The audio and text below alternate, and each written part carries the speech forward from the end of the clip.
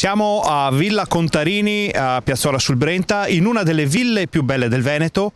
I formaggi più buoni del Veneto si sono dati appuntamento per una 2 giorni che si chiama Caseus Veneti. Qui c'è la migliore produzione casearia della regione.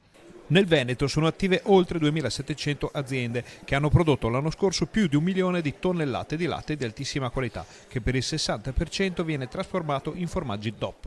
4 milioni di forme sono state create dai casari veneti e le aziende della regione, nonostante le difficoltà nazionali e internazionali, sono sempre in grado di assicurare una produzione di ottimo livello. A Caseus Veneti si sono dati appuntamento piccoli e grandi caseifici, addetti ai lavori e appassionati. Presente in prima fila il governatore Luca Zaia. Siamo una tra le regioni più produttive d'Italia, abbiamo 3.225 stalle, oltre 1 milione di tonnellate di produzione, abbiamo 8 formaggi DOP, l'85% del nostro latte prodotto viene trasformato in formaggi, dei quali il 65% sono denominazione.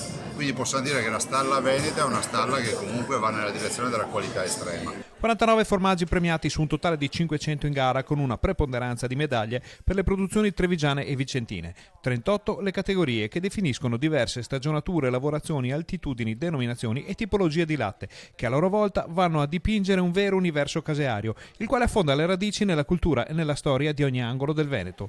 C'è però qualcosa che accomuna chi lavora nel settore lattiero-caseario.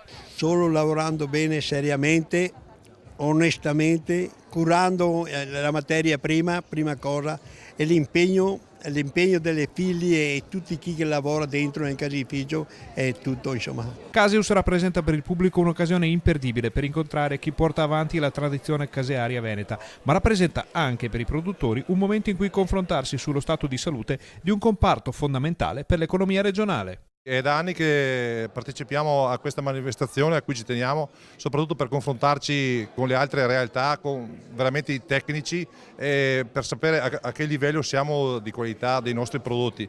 È da anni che continuiamo ad arrivare fra i primi, anche quest'anno siamo sul podio per sempre avere prodotti d'eccellenza.